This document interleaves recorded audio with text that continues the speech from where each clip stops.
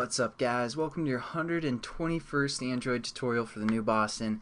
And I've decided to do a few more tutorials on the SQLite database because I've gotten so many requests on my channel, so I thought I should at least elaborate a little bit more within this series. And what we're going to do is we're going to allow the user to throw in a number, which is going to be our row ID. Then we can get some information, and it's just going to fill in these edit text up here with the information that it returns. We're going to also going to be allowed to edit that row information and change our entries into the database, and also we can delete that whole row if we want. So let's get into it. Again, you guys just need to set up an edit text. What I did is go into the text fields and throw this one that says number over there. That way when they select this edit text, the number keypad will come up for them instead of, you know, the alphabetical keyboard. And then what we're going to do is, you know, you guys can set up your references for the most part, whatever you guys, you know, by this point you should know how to set up your own references, and it won't really matter as long as you have the reference bridges over in Java set up properly. So what I did is I set up both those buttons, those three buttons, and our new edit text so our whole class can use them. And then I created basically my variable names was SQL row, which is our edit text, which is going to give us the row number. SQL modify, which is our button that's going to, you know, modify that entry. SQL get information. Again, that's going to just return the information from our row that we insert. SQL delete, that's what I named for my delete button. And then I just set all on-click listeners and set up, you know, 3 new cases within our switch in case for our on-click listener. So let's get into it. The first thing that we need to do is we're going to kind of program our get information. So we got to kind of think about what we want again our application to do. The first thing that we want to do is we want to refer to our SQL row edit text. That's the new one that we set up, and we're just going to say get text dot toString, and we're going to set up a string variable to equal that.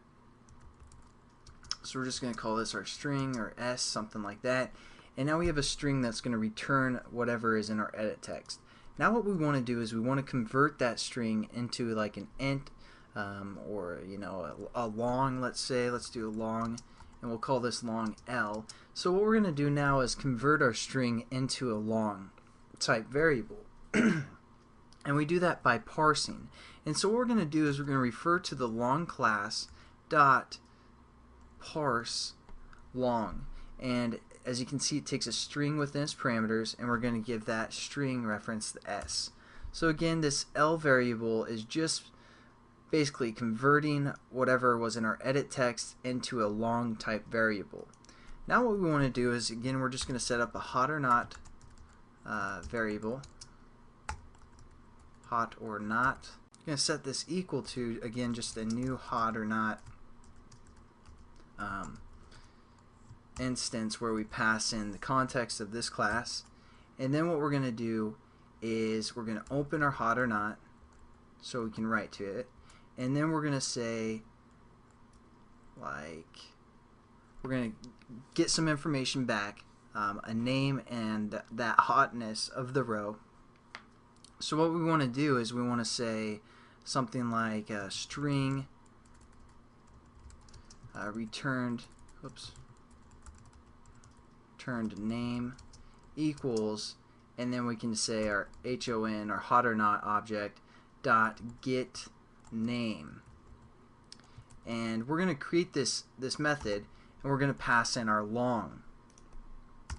So again, we're going to create this method called get name, where it takes a long within its parameters. So again, our long is going to be which row the person typed into the edit text.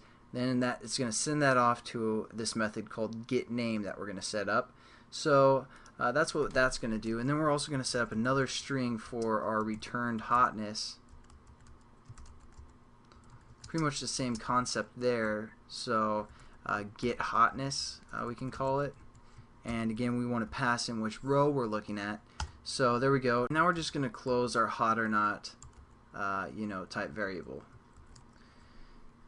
And then now we have our returned name and our returned hotness. So what we're going to do is just set our edit text up to equal that returned name and that returned hotness. So again, our edit text were called SQL name dot set text, and we're going to set it to our returned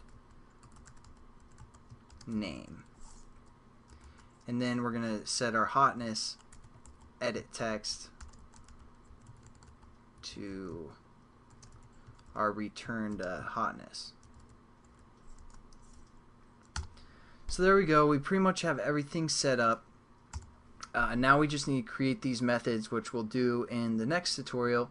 But just to get started, we're going to hover over and say create method for both of these. So go back into this class and we're going to create this method as well. So I'll see you guys in the next tutorial where we'll kind of talk about returning some information. So I'll see you guys then. Have a good one.